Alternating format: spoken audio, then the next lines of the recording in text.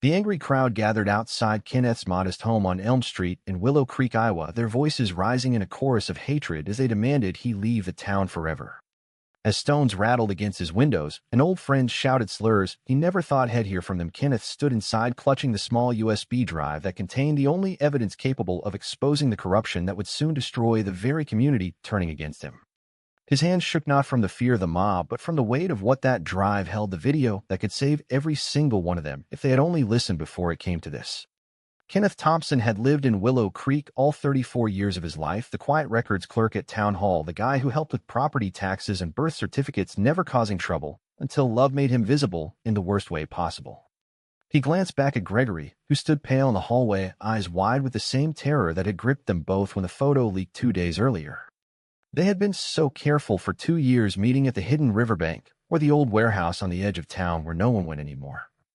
Gregory, the town's popular high school teacher and son of the influential Pastor Harlan, had always insisted on secrecy, his father's sermons on sin still ringing in his ears every Sunday.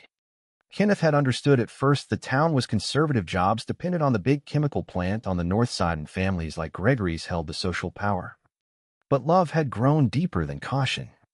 They had shared laughs over picnic baskets, whispered dreams of a life somewhere else, and that one night 3 weeks ago when everything changed. It had started innocently enough, their usual secret date at the warehouse. They were holding hands, talking about coming out slowly, when voices echoed from the loading dock. Mayor Wilkins and the plant manager arguing in harsh whispers about the toxic waste they had been dumping into the river for years to cut costs. Kenneth had pulled out his phone to record as proof, thinking it might help if things got bad, but then the argument turned deadly, the mayor pulling a gun and shooting the manager who had threatened to confess to the EPA. The video captured it all, the confession, the murder, the plan to let the contamination spread until the town was sick, but the factory stayed open for jobs. Kenneth and Gregory had slipped away unseen, hearts pounding, but Kenneth kept the file hidden on the drive he now clutched like a lifeline. He had wanted to go to the authorities right away, but Gregory begged him not to. The risk to their secret was too great. The town would never believe them anyway. Now it was too late. The photo of them kissing at the riverbank had been posted anonymously on the town Facebook group, and the comments exploded with outrage. Gregory's father had called him that morning, demanding he denounce Kenneth publicly or lose everything: his job, his family, his place in the community. Kenneth had seen the pain in Gregory's eyes when he hesitated, the internal war between love and survival. The town did not wait for explanations. By evening, the first rocks flew, the first threats were shouted at Kenneth's door. His own parents had called earlier, his mother crying, "You're going to hell, son, we can't have this in our family." His father silent but hanging up without a goodbye. Kenneth's brother had even joined the crowd outside, shouting, "You brought shame on us all." The doorbell rang insistently, now the sheriff on the other side, but not to protect him. Kenneth knew it was time. He turned to Gregory one last time, whispering, "I love you no matter what happens next." Gregory nodded, tears streaming, but said nothing, the betrayal already forming in his silence. Kenneth grabbed his packed bag, the drive tucked deep in his pocket, and stepped onto the porch, facing the sea of familiar faces twisted in judgment. "Get out," they chanted, "no room for your kind here." He walked to his car, head high, even as the insults cut deeper than any stone. In the rearview mirror, he saw Gregory standing alone on the porch, watching him drive away, the man he loved, choosing the town over their future in that moment. The road stretched ahead toward the highway and Chicago, where he hoped to start over, but the drive in his pocket burned like a promise he was not sure he would ever keep. The town had cast him out, but he alone held their salvation, and the price of that truth was only beginning to reveal itself as the miles between him and Willow Creek grew. Kenneth drove through the night, the radio static mixing with the echo of the crowd's chants in his head.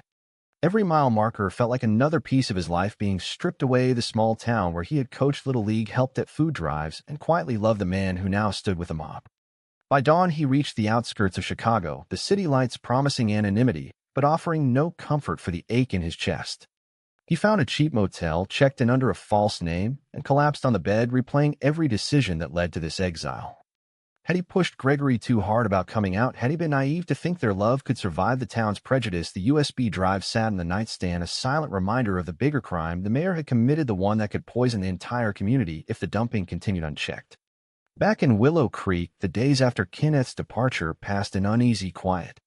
Gregory went through the motions, teaching his classes, smiling for his family, but inside he was crumbling. His father had forced him to make a statement at church that Sunday, calling Kenneth a tempter who had led him astray, the words tasting like ash in his mouth. The congregation had applauded the pastor, beaming with pride, but Gregory saw the doubt in his mother's eyes, the way she squeezed his hand a little too tightly afterward. He had betrayed the only person who had ever seen him fully, and the guilt gnawed at him constantly. He avoided the riverbank, the warehouse, the places where he and Kenneth had built their secret world. At night, he stared at his phone, wanting to call, but deleting the messages before sending them.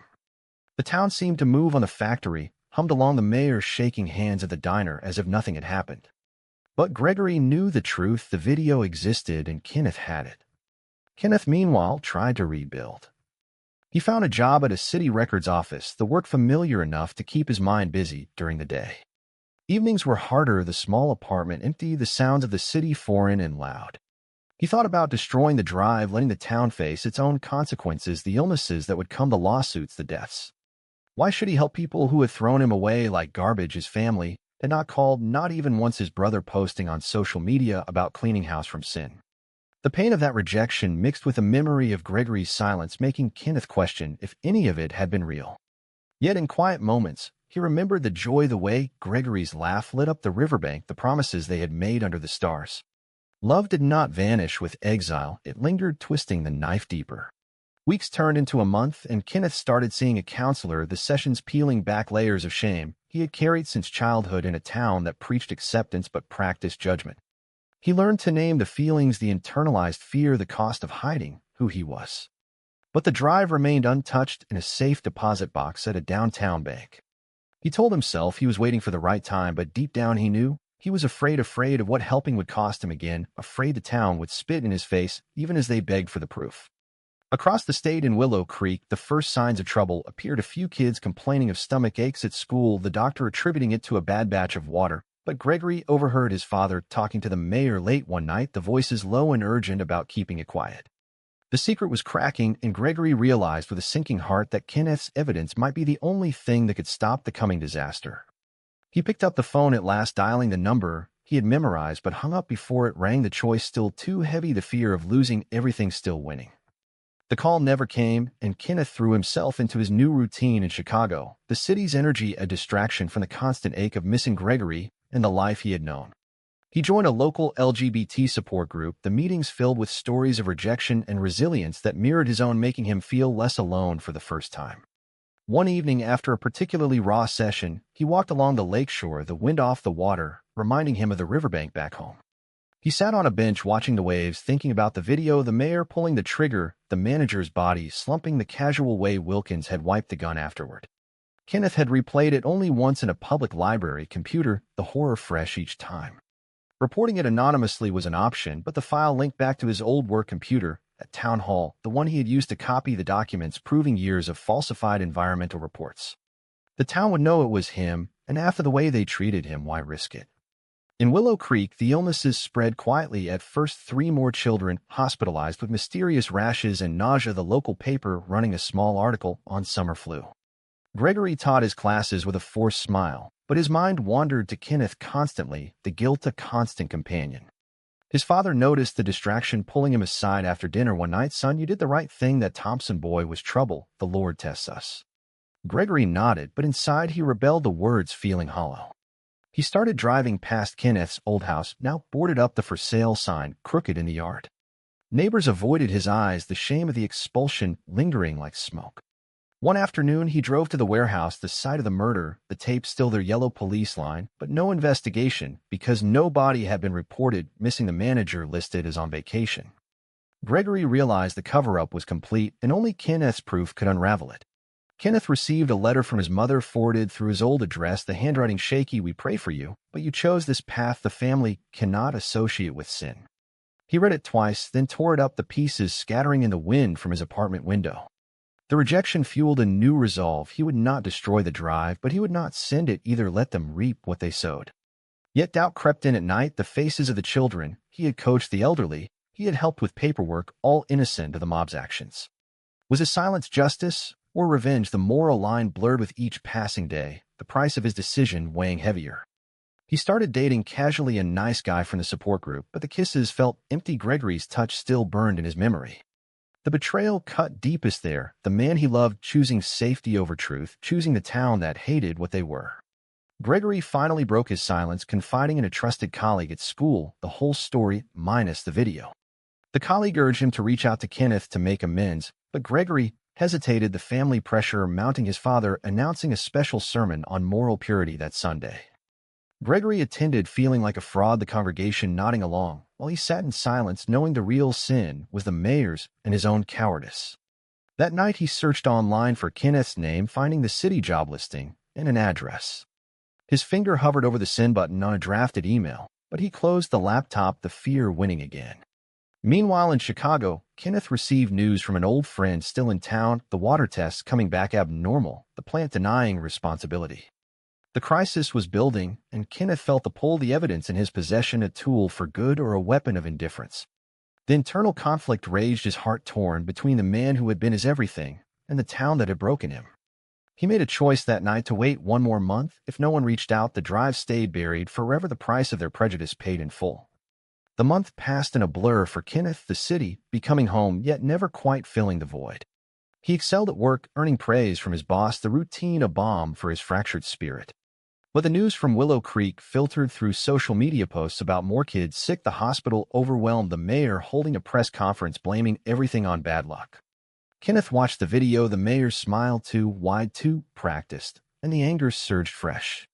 He pulled the drive from the bank box, staring at it for hours, the decision looming like a storm cloud. Helping meant facing the town again, risking more rejection, but staying silent meant letting innocent people suffer for the sins of a few. The moral weight pressed on him during sleepless nights, the flashbacks to Gregory's face, the love, the fear, the silence, all mixing into a knot of unresolved pain. Gregory could no longer avoid the truth. The sermon his father gave condemned the sick as divine punishment for the town's tolerance of sin, the words landing like blows on Gregory's conscience. He confronted his father that evening, the argument exploding in the family living room. "You made me betray him, Dad, and now look at what's happening. The plant is killing people." His father slapped the table. "The Lord works in mysterious ways, son. We protect our own." Gregory left the house driving aimlessly until he ended up at the riverbank, the memories flooding back. Kenneth's laugh, the way he made everything feel possible. He cried for the first time since the expulsion, the tears washing away some of the shame. The next day he called in sick to school and booked a bus ticket to Chicago, the decision made too late perhaps, but necessary. He had to see Kenneth, to explain, to beg for forgiveness, and perhaps for the evidence that could save them all. Kenneth was leaving his apartment for work when the knock came soft, hesitant. He opened the door, and there stood Gregory, thinner eyes, haunted, the same man, but changed by the weeks apart. The sight hit Kenneth like a physical blow, the love and hurt colliding in his chest. "What you doing here?" he asked, voice steady despite the tremor inside.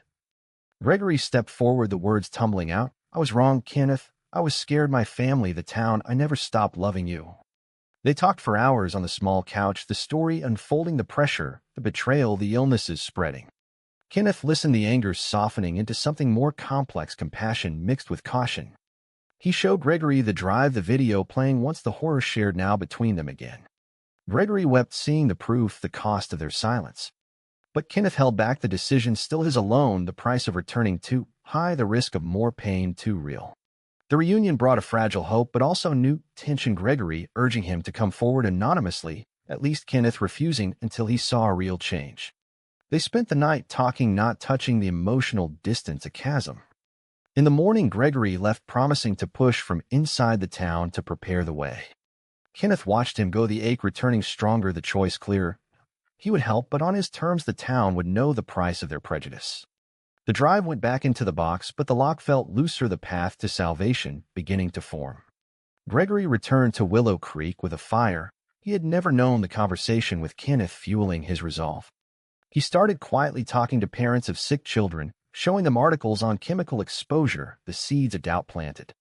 His father noticed the change confronting him again, but Gregory stood taller this time, the love for Kenneth giving him strength he never had. At school, he confided in a few colleagues, the story spreading in whispers, the town beginning to question the official narrative. But the mayor caught wind, calling Gregory into his office. "The threat veiled. Your family has a lot to lose if you stir trouble, boy." Gregory left shaken but determined, the betrayal he had committed against Kenneth now fueling his fight for justice. In Chicago, Kenneth threw himself into research, printing articles on whistleblower protections, consulting a lawyer friend from the support group. The advice clear: you have rights, but the personal cost is yours to bear. The moral dilemma consumed him during long walks along the lake, the faces of the townspeople flashing in his mind, the good and the bad intertwined. He remembered helping the mayor's own daughter with school records. The kindness returned with hatred, the complexity tearing at him. Gregory called every evening. The updates mix hope and fear, the illnesses worsening, one child in critical condition, the hospital sending samples to the state lab. Kenneth felt the pull stronger each day, the evidence no longer a burden, but a responsibility, the decision shifting from if to how.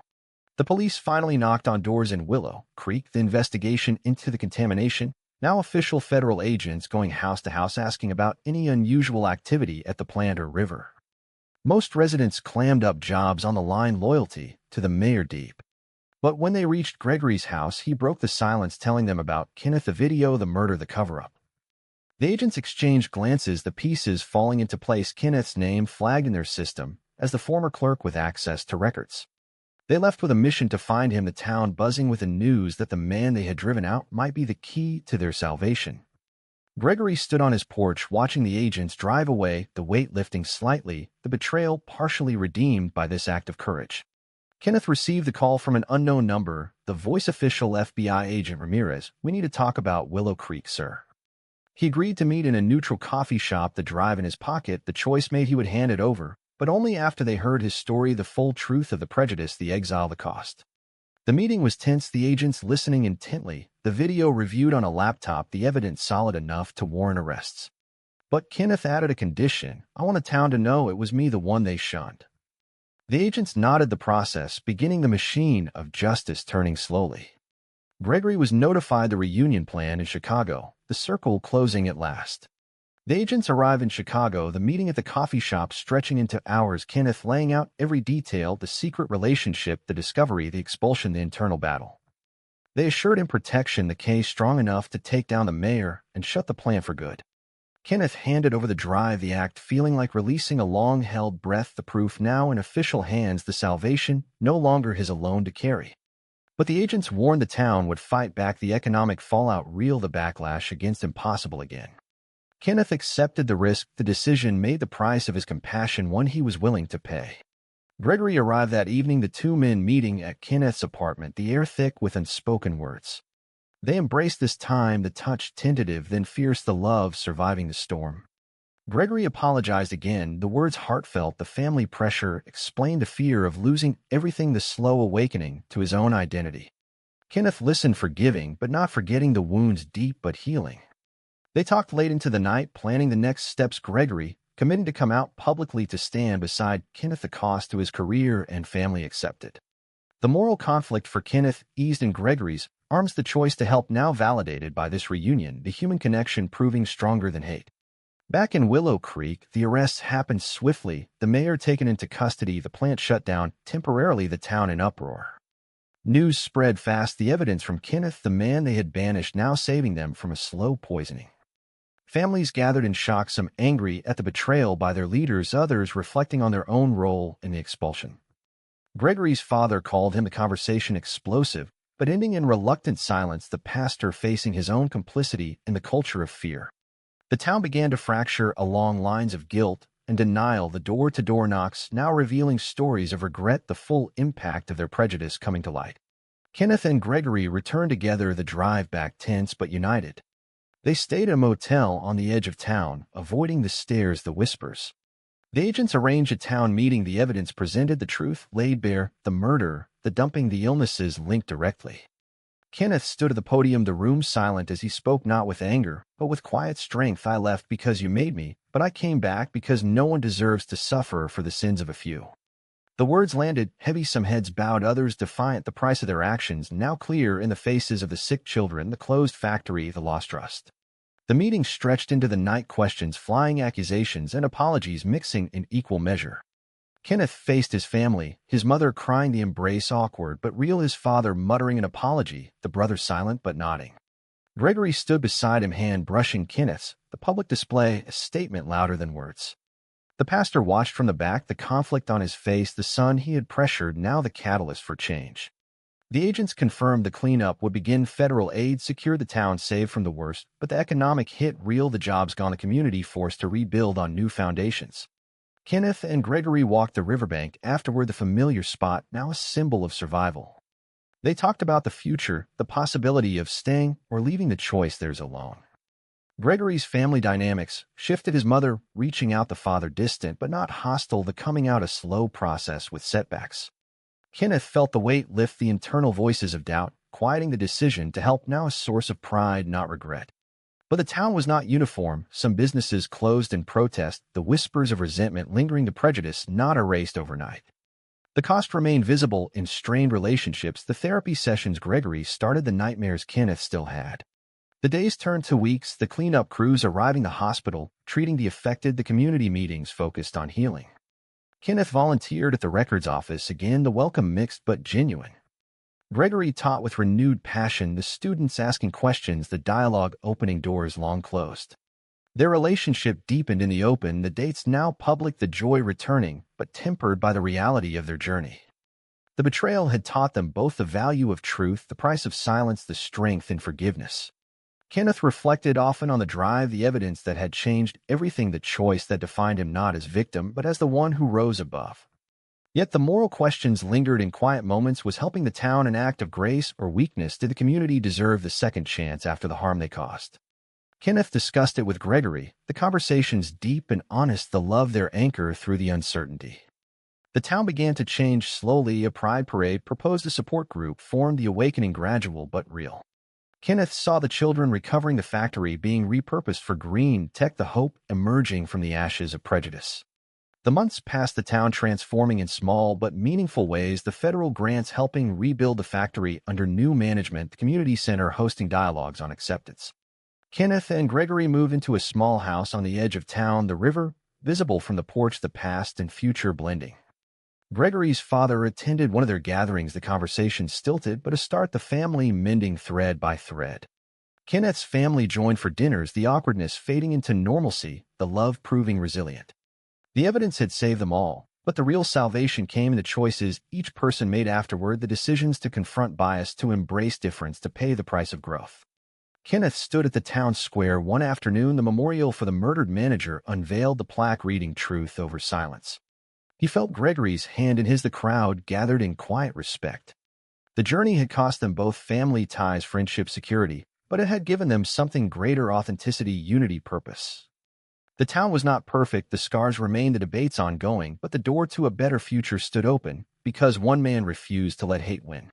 As the sun set over the river, Kenneth looked at Gregory, the love in their eyes the same as on that first riverbank day, the romance enduring through the storm. After everything the town put him through, did Kenneth make the right choice in saving them, or should he have let their prejudice destroy what they built?